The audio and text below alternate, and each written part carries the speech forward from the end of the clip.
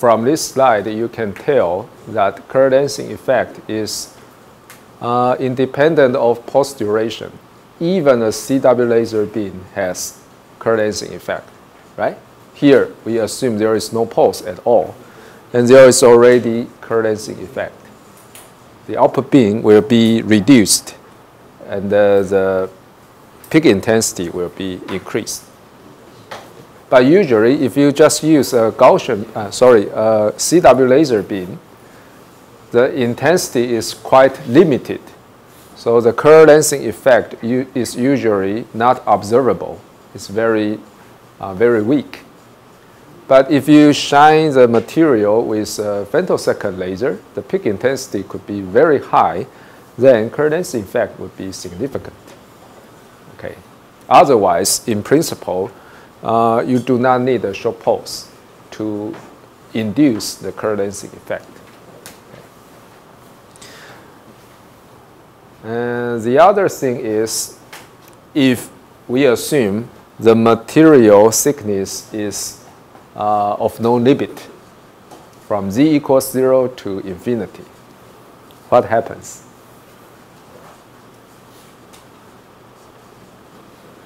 The beam will smaller and smaller, intensity will be stronger and stronger without any limit. Then what happens? Damage, right? If your propagation distance is unlimited, it's possible that you can damage your a material eventually, right? Eventually, the enhanced intensity could be stronger than the damages ratio. Then the material will be damaged. Okay. And it's very important when you play with femtosecond laser beam with materials. There is very strong light matter interaction. Then current lensing induced damage is usually a very important limit. Okay, about what the intensity you can input, because higher the input intensity, the stronger the lensing effect. That means this lens is dynamic. It's not a fixed lens. The stronger the incidence beam, the shorter the focal length. That means at the output, you got smaller and more intense output beam. So it's a tunable lens. Okay, current lensing effect gives you a tunable lens. Okay, next, what happens if we consider a more complicated case? The input beam is collimated, but with a short pulse. Okay, post the Gaussian beam. Then the spatial temporal intensity profile is a little bit more complicated. I as a function of r, z, t. You have three variables. R is the same, radius. Z, you got the extra spatial coordinate, z, propagation distance. T is time, because now you have to characterize a pulse. You need time variable, okay? And it can be simplified as on x is light intensity occurring at r equals 0 is a function of t and z, time and space. And the wave nature guarantees the function of time and z should be a function of t minus z over v. v is the velocity, okay? 这是波的特质嘛。你只要是波，你会传递，那你的时间空间关系必然是这个样子哈。时间减去空间除以波速 ，okay? So your on-axis light intensity is generalized from a constant in the previous case to a function of t and z in this case. Okay? But the second term is the same. It's a standard Gaussian function of single variable r. W is still the beam radius. Okay? Then what happens? If we observe a spatial moment t equals 0, okay, then your light intensity is a pure function of space variable r and z only. So it's like you have a very fast camera taking a snapshot at t equals 0. Then you can get an image like the blue curve, okay?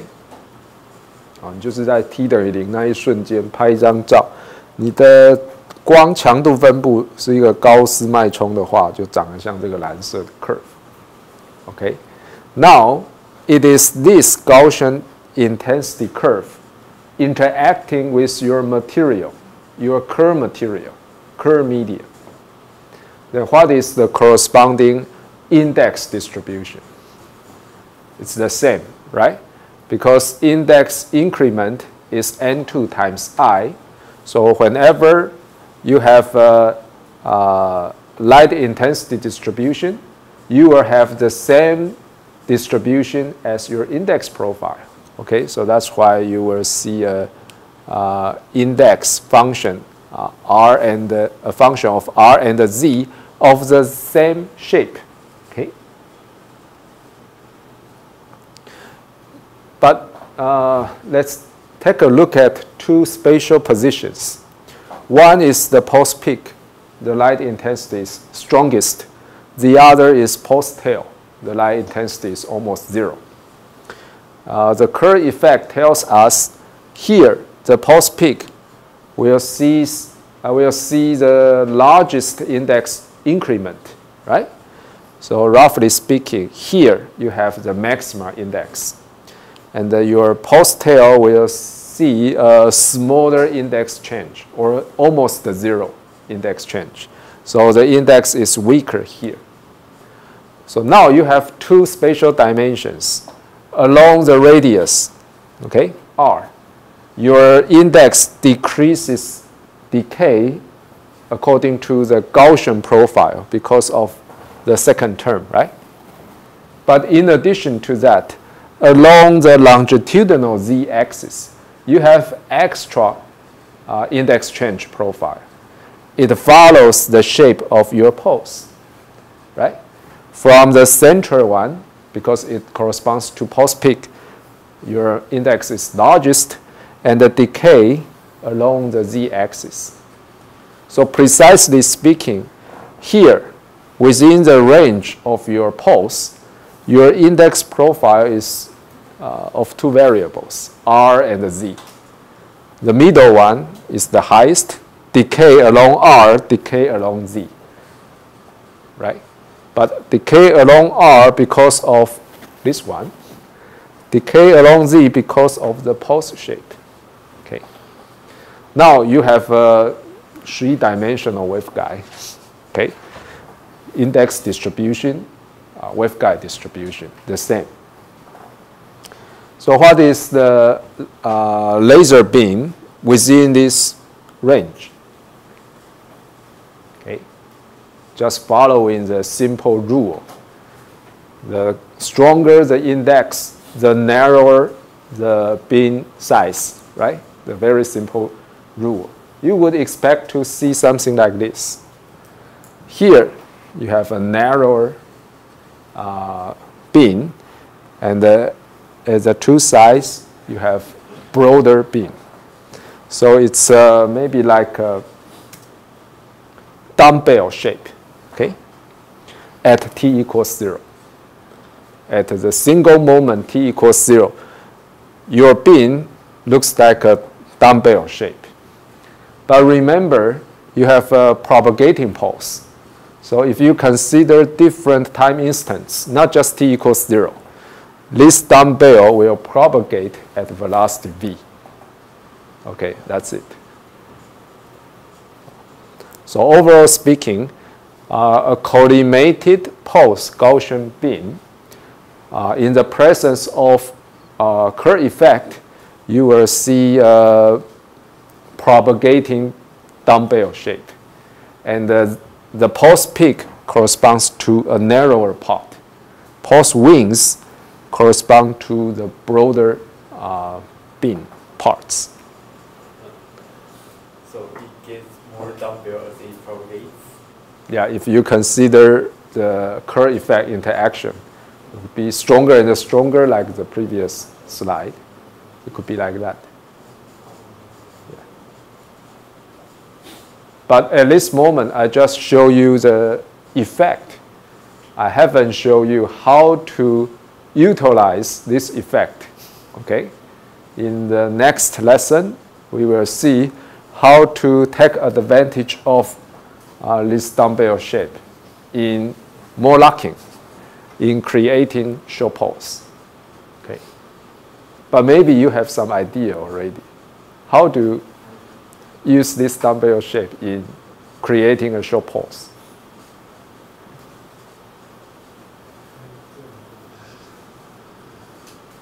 What is the necessity you need to create a short pulse? You want to preserve the pulse peak, cut your pulse wings, right? If you can do that, you can create short pulse. And how to use the Kerr lensing effect to do that? 反过来怎么样？就是那个在 R 的方向也是给它波导信息，然后在 Z 的方向是光场越来越强。所以你要摆进什么样的东西，可以让这个地方留下来，这个地方把它消掉。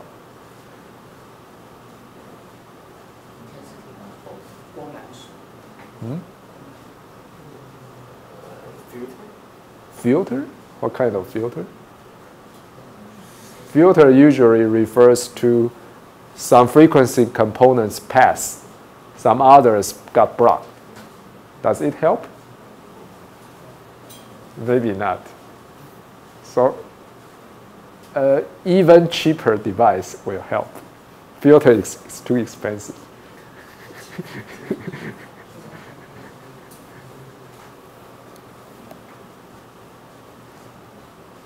简单想嘛，怎么样让 peak 留下来？就是让细的地方留下来。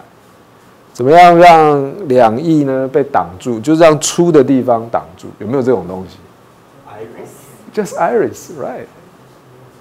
一个开关，不是开关，光圈 ，iris， 孔径，一个 aperture。Just adjust your aperture or iris. It's not too big, not too small. The central one will totally pass 100% transmission. And here, maybe 5% cut, 95% pass. Then you can distinguish pulse peak from pulse wings. You can get more lucky. Just an iris. Iris is cheap, right? Cheaper than your filter. Okay, so idea matters. It's not about money. Okay, but we need to further the last mechanism of this lesson, group velocity dispersion. We will start with mathematical model, then compare group velocity dispersion discussed in this section with cell phase modulation discussed in the previous section. What's the difference and what's in common, okay? And then finally, we will consider a more realistic case when both dispersion and the cell phase modulation exist. This is usually true. When both effects exist, what happens? It will be more complicated than what we just see, because now we only consider SPM alone, or in this section here, GVD alone. They are simple, but usually they are interact with each other. So we have to consider what happens when both of them exist. The concept is very easy. What is dispersion? You have seen this term many times. Actually, it means different frequency components propagate with different speeds in the medium and will be separated in time. Okay, so blue color, red color propagate at different speeds. So after a certain propagation distance, they will be separated in time. So you could have post-stretching effect, right? Input could be a short pulse, blue and the red mix with each other. At the output, because of dispersion, blue and the red will be separated. You got a broader pulse, post-stretching.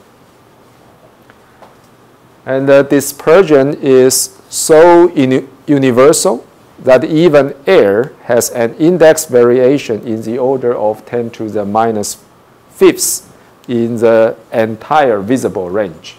This is a figure coming from a very old paper, 1972. It measures the index as a function of wavelengths, okay, over a very broad range. This is the bluest light, 0.4 micron wavelengths. And the corresponding index is here. This is the reddest light at 0.7 micron wavelengths. And the corresponding index is here. The difference is 7 times 10 to the minus 6. Although the difference is not big, but it exists. Okay? 那就是即使空气这种，我们都把它当作几乎像真空一样的东西，它还是有 index change， 它还是有 dispersion. And you can see the index actually decreases with wavelengths. This is normal dispersion. The longer the wavelengths, the smaller the index. This is the nature of normal dispersion. So it's universal. You cannot ignore it, the dispersion effect, especially when your light source is of very broad bandwidth. Okay? As you can see, if you have an entire visible range, you have a white light, you will see a index difference, 10 to the minus fifths. And in lesson 1, I show you the record short pulse. The bandwidth is several times broader than the entire visible range. You can imagine the index difference is even larger. Okay, so the broader the bandwidth you have, the stronger the dispersion you have to deal with. Modeling, okay? How to model the impact of dispersive media. Okay. The best way is modeled by a frequency-dependent propagation constant. Do you know what is propagation constant? Just similar to wave vector, okay? You have index as a function of frequency, it's the nature of dispersion, times omega over c. What is omega over c? It's the wave number in vacuum. So index times wave number in vacuum, this is wave number, okay? So it's almost like a wave number. And you can apply the tidal series expansion for the propagation constant as a function of omega. Say we expand around the carrier frequency omega 0. So you got beta 0 plus beta 1 times omega tilt plus beta 2 over 2 times omega tilt square plus beta 3 over 6 omega tilt cubic and so forth. What is omega tilt? Frequency detuning, right? The absolute frequency minus the carrier frequency. What is beta n? N equals 0, 1, 2, 3. It's nth order derivative calculated at the central frequency. Okay, so beta n is a number. It's a fixed number. Okay, omega tilt is a variable. So this is standard tidal series expansion. But why do you expand according to tidal series? 为什么要这么做？你可以做啊，但是为什么要做？通常什么状况下 ？Right. Usually, when do you perform tidal series expansion? You want to simplify. Beta omega in general is some arbitrary function of no rule. Then it's very difficult to mathematically analyze the impact of beta of omega. An easier way is performing Taylor series expansion. And if you only care about the first few terms, okay, say the first one or the first two one or the first three ones, then you can deduce some useful formulas, okay, without including all the other higher order terms. But be careful, sometimes higher order terms matters. So you have to be careful about the formulas you got and the occasions they can apply.